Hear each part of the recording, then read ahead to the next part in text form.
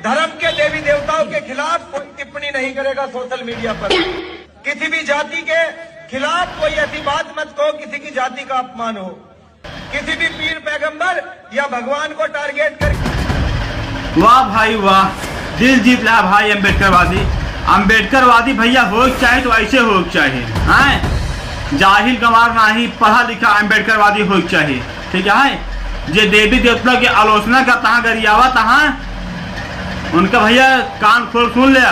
सारे अनपढ़ गंवार लोग सारे बैठ के जय भीम के नाम पे, बाबा साहेब के नाम पे सारे सब भगवान देवता की गाली देता है।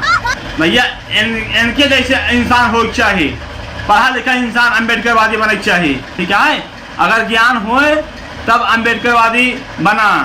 ठीक है, देवी देवता की आलोचना करबे तो रेला जाबे एक जान ले भैया। अबे हम फेसबुक पे देखी जा रहे वीडियो, जने भैया हमारे ही पड़ोसी हैं, जय भीम वाले हैं, वो कहा था मर्यादा में रहकर वीडियो बनाओ। राम भगवान की कहा था कि वो अपने मेहरारू का रक्षा ना के पाए।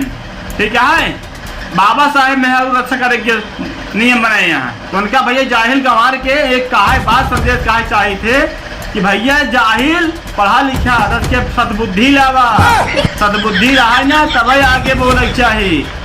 आज ना ये भाई हमारा दिल जीत रहे हैं। आज हमहू बोलब जय भीम, जय संविधान, जय श्री राम।